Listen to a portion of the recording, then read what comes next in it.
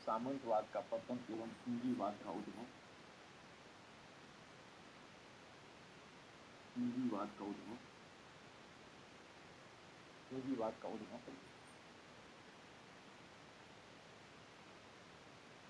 सामंतवाद का पतन एवं पूंजीवाद का उद्भव। राष्ट्रीय राज्य का उद्भव। राष्ट्रीय राज्य का उद्भव। राष्ट्रीय राज्य का उद्भव एवं वेस्टफेलिया की संधि। एवं वेस्टफेलिया की संधि। वेस्टफेलिया की संधि। अब वेस्टफेलिया की संधि हुई 30 वर्ष युद्ध के पश्चात। अब इसको तुम आधुनिक राष्ट्रीय राज्य कहते हो। उसका विकास वेस्टफेलिया की संधि के बाद हुआ। इसलिए इस सिलेबस में हमने एक टर्म दिया है वेस्टफेलिया की संधि, और यह 30 वर्ष युद्ध के पश्चात हुआ है, परंतु राष्ट्रीय राज्य को हुआ। तो ये हमारा देखो ये खंड है, और इसके बाद हम दे देंगे अंतर अनुशासनात्मक। हर खंड के बाद एक सब टॉपिक में आप लोगों को, क्योंकि देखो इसमें हम टॉपिक आपको इतना लग रहा है, लेकिन समय आपका मैं बहुत कम लूंगा। केवल आपके अंडरस्टैंडिंग को डेवलप करने के लिए इसका इस्तेमाल करूँ, ताकि आप जब 18वीं सेंचुरी या अमेरिकन रेवोल्यूशन पढ़ें या फ्रांस की क्रांति पढ़ें तो आपको इसका वास्तविक फायदा मिल सके। और आप जो मैंने एक दूसरा रखना है अंतर अनुशासनात्मक, तो अंतर अनुशासनात्मक में मैं आपको यही बताना चाहूंगा कि अब इसका जो बाकी जिसे में आपने अंतर्राष्ट्रीय अर्थव्यवस्था के विकास में क्या देखा, या आपने राजनीतिक क्षेत्र में कौन से परिवर्तन महसूस किए, आपने संवैधानिक तौर पर भी अगर कुछ महसूस अभी तक किया होगा तो क्या होगा, ये आर्थिक क्षेत्र में क्या महसूस किया, तो इस सब की जानकारी थोड़ी सी यहाँ पर आपको संक्षिप्त में इन पूरे बदलावों को दे देंगे। तो अब हम आएंगे थर्ड पर, जो खंड है आपका, यहाँ से आपका सिलेबस शुरू होगा। अब इसमें आपको मैं 18वीं सदी का प्रबोधन,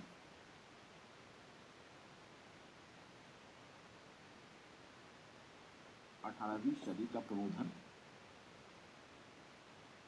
18वीं सदी का प्रबोधन, अमेरिकी क्रांति,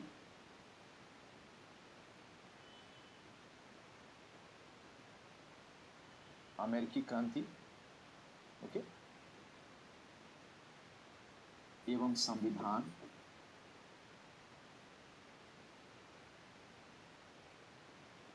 फिर फ्रांस की क्रांति, फ्रांस की क्रांति,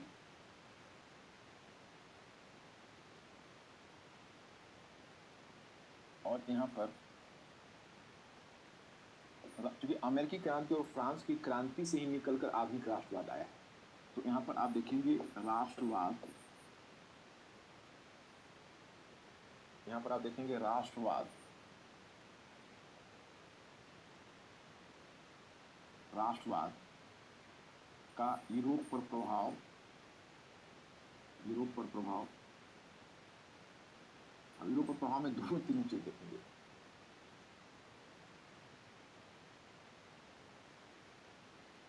पश्चिमी यूरोप,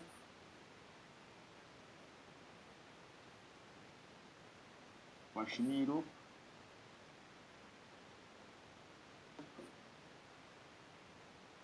इटली एवं जर्मनी, इटली एवं जर्मनी,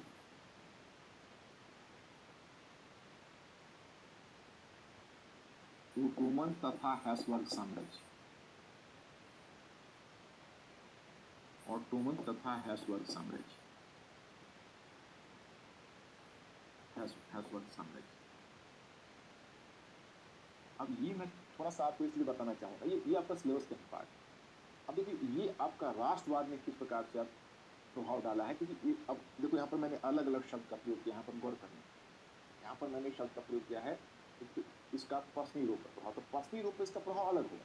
मतलब एक ही चीज आप कर सकते हो, किसी के लिए औषधि भी हो सकती है, किसी के लिए विष भी हो सकता है। और इटली और जर्मनी पर इसका प्रभाव अलग होगा।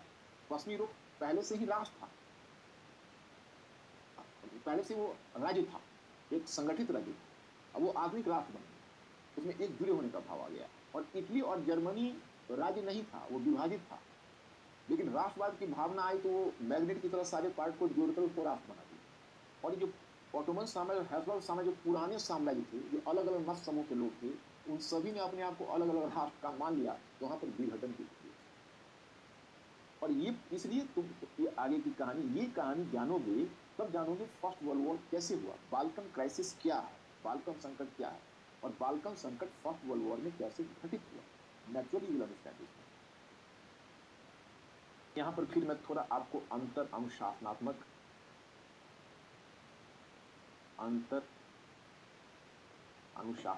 इंटरडिसिप्लिनरी पार्ट जहाँ जहाँ हुआ होगा परिवर्तन वो हम आपको दिखा।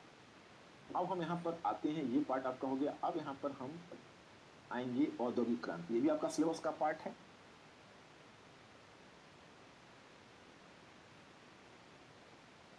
औद्योगिक क्रांति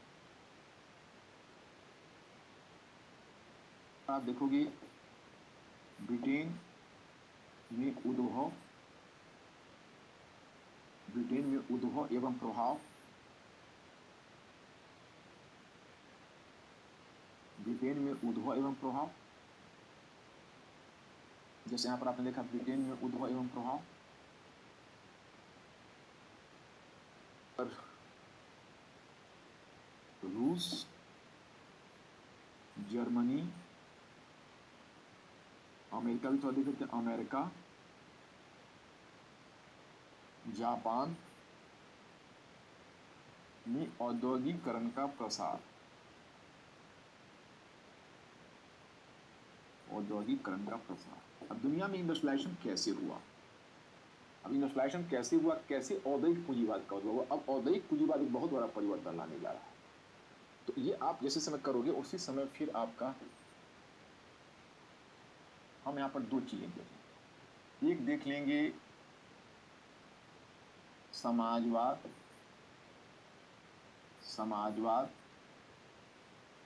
एवं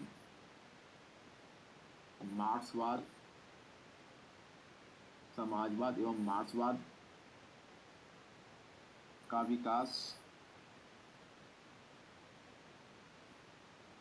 फिर यहाँ पर हम देख लेंगे साम्राज्यवाद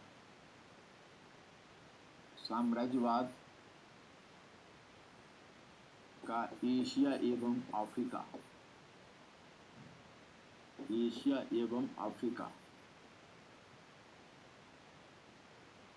साम्राज्यवाद का एशिया एवं अफ्रीका में प्रसार, साम्राज्यवाद का एशिया एवं अफ्रीका में प्रसार, एशिया एवं अफ्रीका में प्रसार।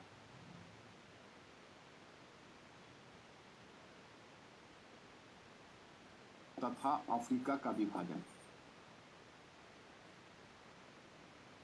अफ्रीका का विभाजन।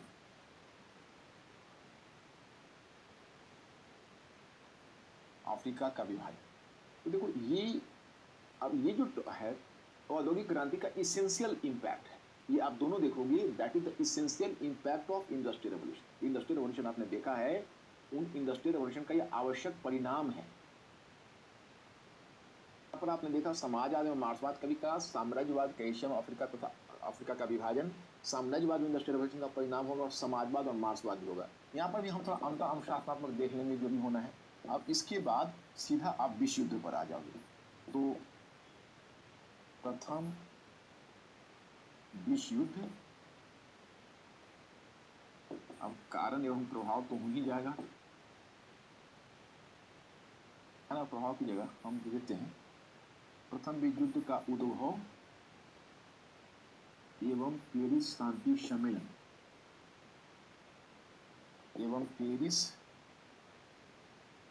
सम्मेलन, अब इसमें देखो द्वितीय विश्व युद्ध का एक बीज तो यहाँ है, यानी प्रथम विश्व युद्ध और पेरिस शांति सम्मेलन में द्वितीय विश्व युद्ध का एक बीज है। दूसरा बीज है रूस की बोल्शेविक क्रांति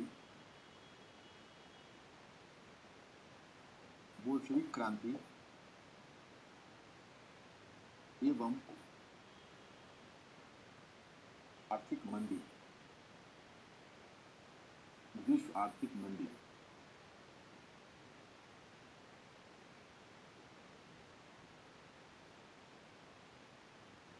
बोल्शेविक क्रांति और विश्व आर्थिक मंदी, टॉपिक इंपॉर्टेंट इसलिए है क्योंकि देखो ये कहा जाता है कि जब भी कैपिटलिज्म में, पूंजीवाद में, आप रेगुलर क्लास में इसको समझोगे, अभी समझाना नहीं, मैं थोड़ा सा आपको रेफरेंस कर दे रहा हूँ। कि जब भी पूंजीवाद में संकट उपस्थित हुआ तो समाजवाद को प्रगति। तो फर्स्ट वर्ल्ड वॉर को पूंजीवाद का एक संकट माना जाता है। क्योंकि वो पूंजीवाद का संकट था तो समाजवाद की प्रगति हुई। अब देखो 1917 में बोल्शेविक क्रांति, रूसी क्रांति हुई। अब बताया जाता है कि जब 1929-30 की विश्व आर्थिक मंदी आई, it is also characterise as the crisis in capitalism. इसको भी कैपिटलिज्म का क्राइसिस माना है। तो फिर तुम देखोगे समाजवाद की प्रगति होगी। इसमें जो समाजवाद की प्रगति हुई तो पूंजीवाद डर गया। तो इटली एवं जर्मनी में फांसीवाद, अब इटली में जो जर्मनी में फांसीवाद कहते हो, तो ये जर्मनी में नाजीवाद कहते हो, नाजीवाद भी फांसीवाद का ही रूप। तो उसका जो लार्जर मीनिंग है वो फांसीवाद है। इटली में फांसीवाद, फांसीवाद एवं जर्मनी में नाजीवाद। इटली में फांसीवाद एवं जर्मनी में नाजीवाद। फिर द्वितीय विश्व युद्ध,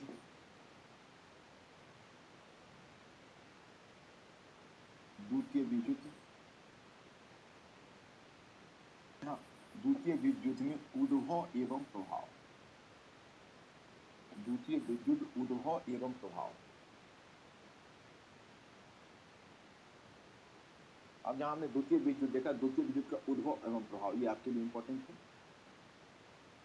वर्ल्ड वॉर, अब देखो इसके बाद आप एग्जाम पॉइंट ऑफ व्यू से 2-3 टॉपिक पर आपको नजर रखो। इसको कितना 6, इसमें आप सेकेंड वर्ल्ड वॉर के बाद ही शुरू हो गया है शीत युद्ध। तो शीत युद्ध, ये शीत युद्ध तो एक बहुत ही लंबा चला है। ये तो समझो कि आपको सेकेंड वर्ल्ड वॉर के टाइम से चला है, तो 1990 में शीत युद्ध समाप्त हुआ है। तो उतना विस्तार से आपको शीत युद्ध में नहीं पूछेंगे, शीत युद्ध कैसे ओरिजिन हुआ, शीत युद्ध का क्या लार्जर इम्पैक्ट है, किस प्रकार से शीत युद्ध ने दुनिया में बदलाव लाया, 2 अलग अलग कैंप हुए। तो शीत युद्ध एक आपका हो जाता है। और जैसे शीत युद्ध शुरू हुआ तो इधर है उपनिवेश मुक्ति।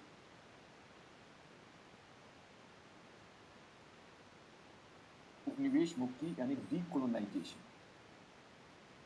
उपनिवेश मुक्ति में आपको एशिया तथा अफ्रीका, एशिया तथा अफ्रीका,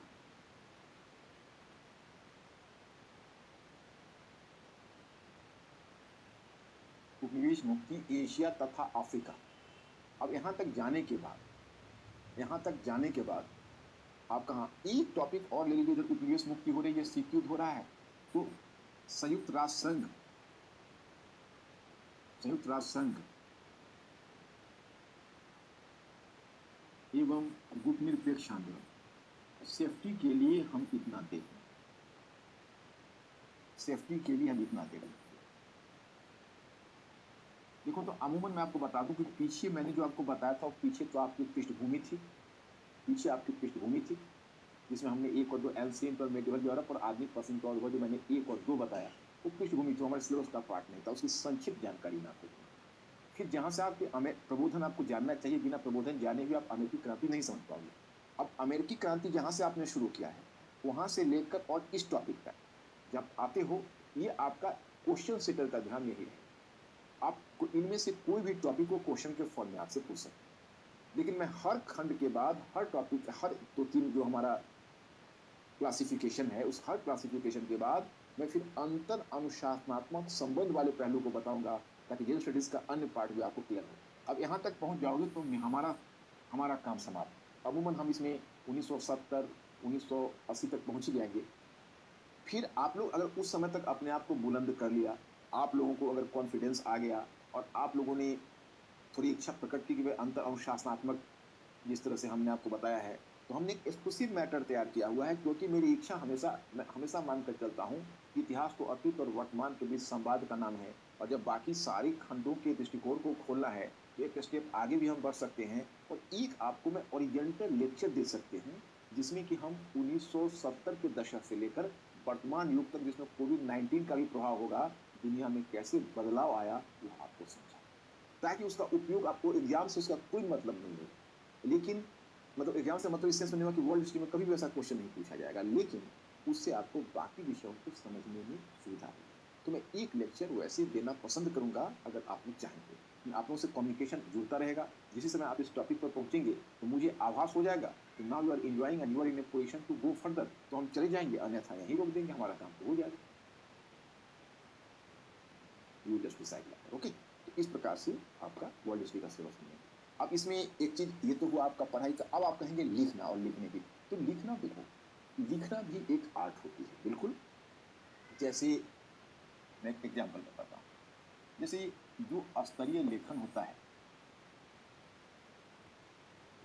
वो स्तरीय लेखन में जब हम प्रश्न शुरू करते हैं, भले ही देखो प्रश्न का साइज़ 150 वर्ड से क्यों ना हो, 250 वर्ड्स क्यों ना हो, लेकिन मैं ऐसा मानकर नहीं चलता, क्योंकि आजकल क्या होता है कि बहुत सारे बच्चों की भाषाई अभिव्यक्ति वाली में प्रॉब्लम होता है थोड़ा-सा।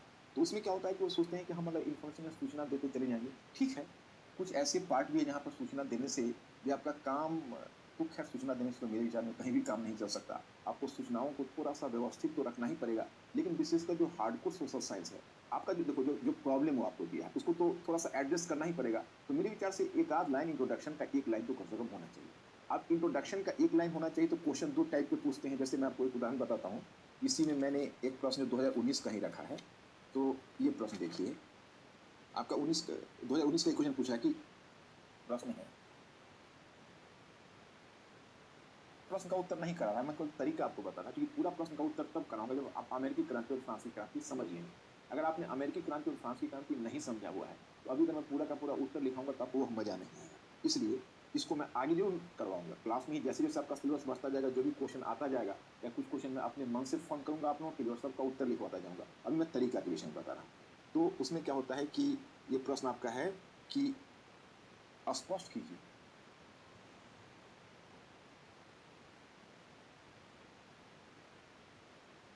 स्पष्ट कीजिए,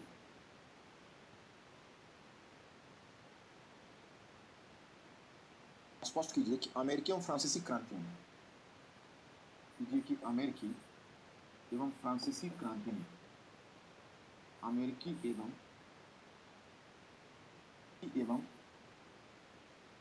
फ्रांसीसी क्रांति में, फ्रांसीसी क्रांति में, अमेरिकी एवं फ्रांसीसी क्रांति में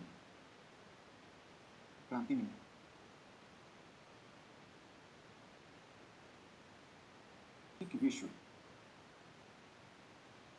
आधुनिक विश्व, आधुनिक विश्व की आधारशिलाएं, आधुनिक विश्व की आधारशिलाएं, आधारशिलाएं किस प्रकार रखी,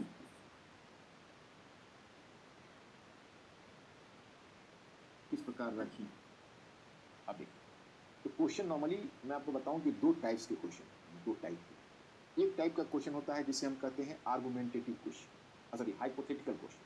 हाइपोथेटिकल क्वेश्चन में आपको एक हाइपोथेसिस दे दिया जाता है जिसको प्रूव करना होता है। ये क्वेश्चन हाइपोथेटिकल टाइप के क्वेश्चन है। देखिए, ये क्वेश्चन इसलिए हाइपोथेटिकल टाइप के क्वेश्चन है कि इसमें आपको कोई आर्गुमेंट नहीं मांग रहा, ये स्वयं आपको प्रॉब्लम दे रहा है। और प्रॉब्लम क्या है?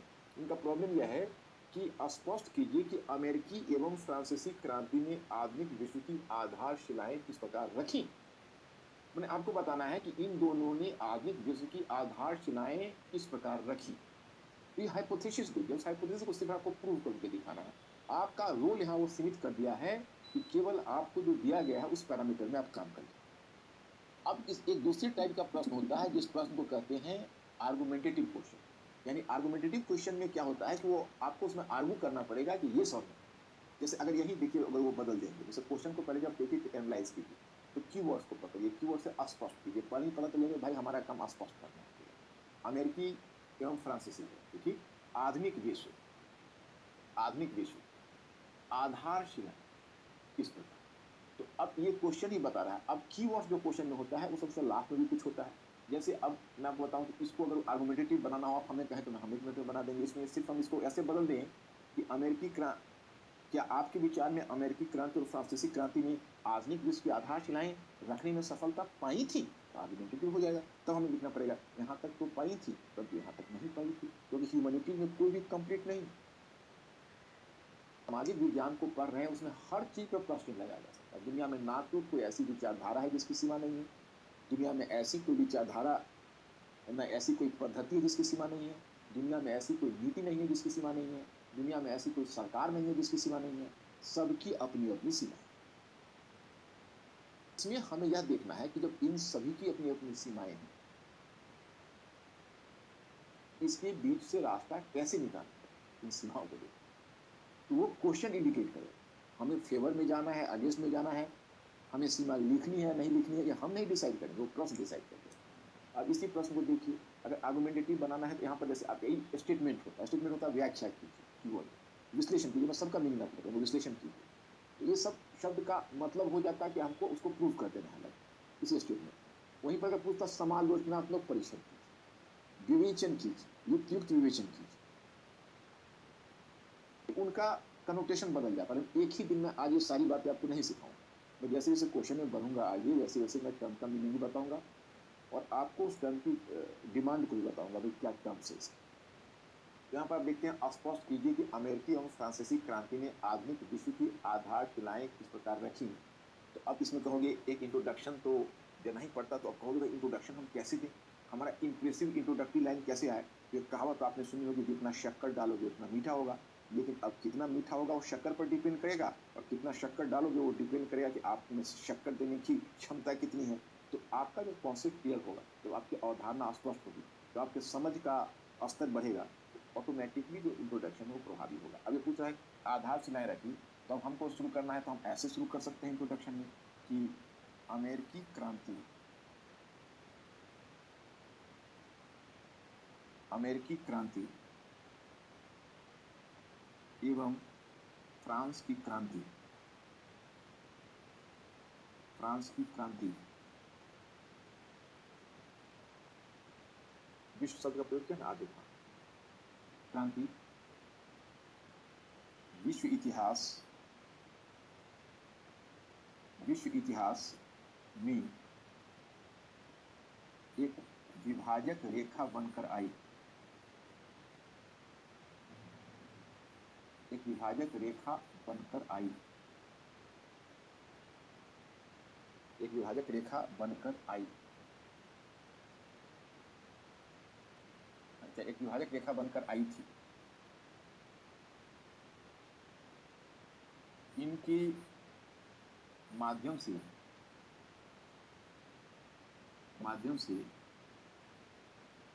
यूरोप में मध्यकाल से आधुनिक काल, मध्यकाल से आधुनिक काल, मध्यकाल से आधुनिक काल के बीच आत्मत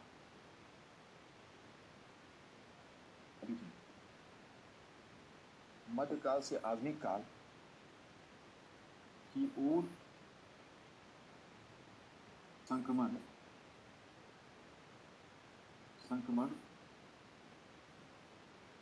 लगभग पूरा हुआ, कि उस संक्रमण की प्रक्रिया लगभग पूरी हुई,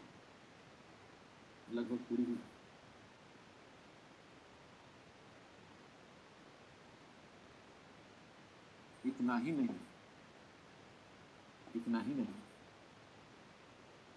इसने विश्व इतिहास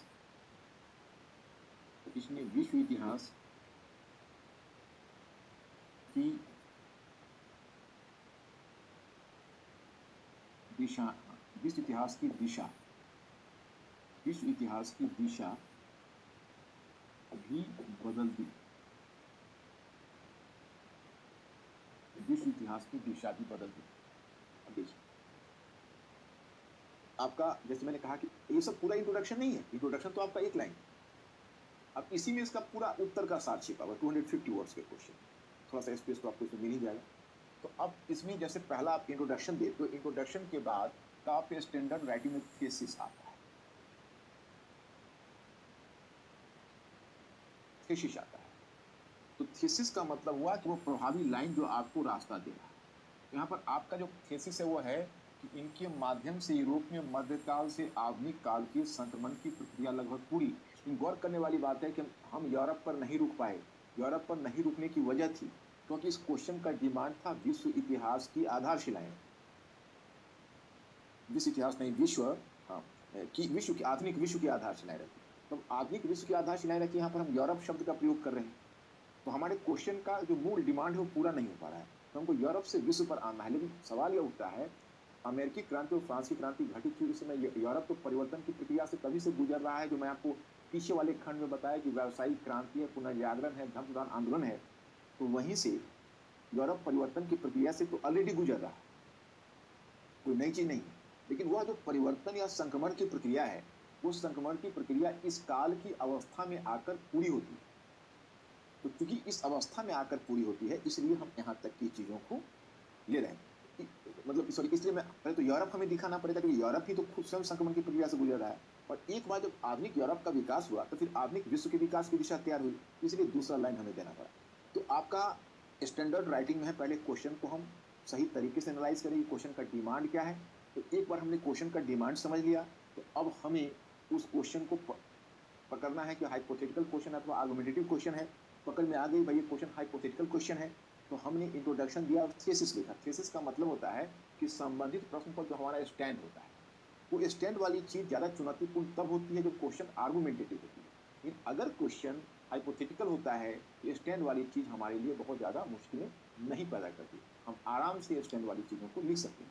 तो यहाँ पर हमने आर्गुमेंटेटिव क्वेश्चन नहीं है, हाइपोथेटिकल है, हमने एक स्टैंड ले लिया, थीसिस हो गया। अब शीर्ष राइटिंग हमारी ऐसी होनी चाहिए। तो अब इसके बाद हमारा स्टेज आता है कि विचार एवं उदाहरण के माध्यम से, विचार एवं उदाहरण, विचार एवं उदाहरण, उदाहरणों के माध्यम से, उदाहरणों के माध्यम से थीसिस स्टेटमेंट, जैसे हमने थीसिस स्टेटमेंट दी कि यूरोप को बदला, विश्व को बदला। तो थीसिस स्टेटमेंट को सिद्ध करना। तो अब शीर्ष राइटिंग, इसलिए देखो राइटिंग आपका बंधा हुआ और कसा हुआ तब होगा जब आप क्वेश्चन को सही ढंग से एनालाइज करोगे, फिर क्वेश्चन को एनालाइज करने के बाद उसको सही दिशा में उत्तर लिखोगे। तो आपने इंट्रोडक्शन और थीसिस दे दिया। अब थीसिस में आपने जो भी प्रॉमिस किया है एग्जामिनर के समय, उसको शेष राइटिंग सिद्ध करके अपने प्रॉमिस को पूरा करना, यही डिमांड होता है एक स्टैंडर्ड में। तो अब इसमें कुछ नहीं, आप चूंकि जीएस का आपको पेपर है तो आप इसमें पॉइंट दे के इस मुद्दे को दिखाते हुए चले जाओगे, जैसे जन भागीदारी। अब इससे पहले चाहे आप इसको दे सकते हो, जन भागीदारी से पहले कि राज्य एवं समाज के बीच निकटता, समाज के बीच निकटता,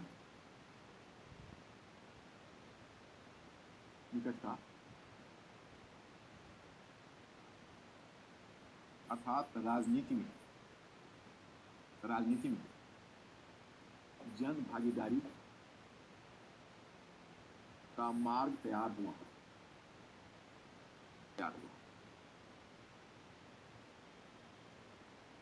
अब देखो क्वेश्चन का साइज ऑलरेडी 250 वर्ड्स, चिंता की कोई बात नहीं। अब आपको करना ये है कि चूंकि मुख्य रूप से आधुनिक विश्व की आधारशिलाएं कैसे रखी, इसमें आप घटनाक्रम बनाओगे। अब देखो 200 यही लिखने में यही समस्या आती है। अब हमारे पास बचे हुए 250 वर्ड्स हैं, तो 250 वर्ड्स में हम कैसे चयन करते हैं, किन बातों को लेते हैं और किन बातों को छोड़ते हैं। ओके, तो अब इसमें क्या है कि हम अगर घटनाक्रम दिखाने लगे कि अमेरिकी क्रांति के मध्य ऐसा वजह स्टूडेंट ने क्या होगा, यही करते हैं, फिर मार्क्स नहीं आने पर अचंभित होते हैं। लेकिन सवाल यह है कि आप अगर घटनाक्रम बताओगे तो आप तो अपने मार्ग से भटक रहे हो। आपसे पूछा गया है आधुनिक विश्व की आधारशिलाएं कैसी रखी, तो आधारशिलाएं आधुनिक विश्व की इसलिए नहीं रखी कि लुईस सोलामा को फांसी हो गई और अमेरिकी क्रांति में के मध्य ये हुआ और अमुक जगह पर लोगों की भीड़ ने ये कर दिया, बोस्टन की पार्टी हो गई। तो ये अपने आप में केवल ये, अब जन भागीदारी। अब यहाँ पर आप दृष्टांत दे दो कि फ्रांस की क्रांति में पीड़ित कोई तो राजे महाराजे और पुलिस सक्रिय नहीं थे, पुलिस की एक भीड़ सक्रिय थी जो जनसामान्य थी और जिसने बास्तिल के पतन को भी संभव बनाया। इतना भी तो पुलिस की भीड़ सक्रिय थी। उसी प्रकार से अमेरिकी क्रांति के मध्य कुलीनों के विशेषाधिकारों के विरुद्ध जनसामान्य खड़े हो गए थे। तो आप अगर ये एक उदाहरण आपने दिया, अब एक उदाहरण देने के बाद फिर आप अगर अब दूसरा उदाहरण देने के समय मानव एवं व्यक्ति के अधिकारों की घोषणा, अमेरिकी क्रांति से लो और फ्रांसीसी क्रांति से लो।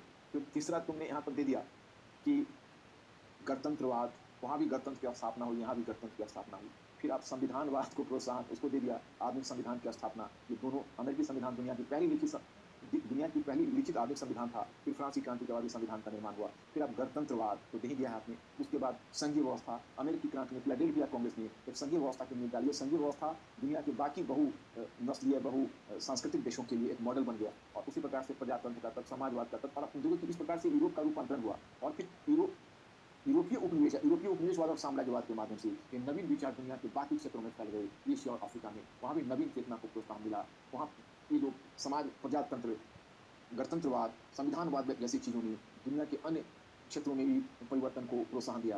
भारतीय राष्ट्रीय कांग्रेस के नेता ने भी उसी स्लोगन को अपनाया जिसको अमेरिकी क्रांतिकारियों ने अपनाया था कि नो टैक्सेशन विदाउट रिप्रेजेंटेशन, प्रतिनिधित्व के बिना कर नहीं। इसलिए अब अमेरिकी क्रांति और फ्रांसीसी क्रांति के बाद यूरोप की नहीं, पूरी दुनिया बदल गई। तो एक लाइन आपका लास्ट में निष्कर्ष के ऊपर, निष्कर्ष मतलब इस प्रकार, अमेरिकी क्रांति और फ्रांसीसी क्रांति के मध्य उत्पन्न नवीन विचारधाराओं ने यूरोप को ही नहीं, पूरी दुनिया को रूपांतरित कर दिया। वही आपका निष्कर्ष लाइन। ये होता है स्टैंड राइट। इसको भी पढ़ेंगे तो मार्क्स अपने पॉकेट से निकालने के लिए होंगे, वो अपने आप को रोक नहीं पाएंगे। तो इस तरह के आंसर को अगर लिखने में आप सिद्ध होंगे, no one can stop you, you are invincible. तो आज तो मैंने बताया किस तरह की तैयारी होनी है। अब कल से मैं शुरू करता हूँ पहले पृष्ठभूमि से, को समथिंग ऑफ एवरीथिंग बताऊंगा। आप लोग हमारे साथ काम करोगे और एक भी स्टूडेंट ये नहीं कहोगे हमारी समझ में नहीं आया। मैं आपको देख रहा हूँगा, आपको जो भी सवाल उठाना है आप मन में सोचोगे, मैं उसका तुरंत उत्तर दे दूंगा। तो ठीक है मेरे friends, I see you tomorrow. आज के लिए धन्यवाद। ये विश्व इतिहास है, अब यहीं से हम लोग शुरू हो जाएंगे।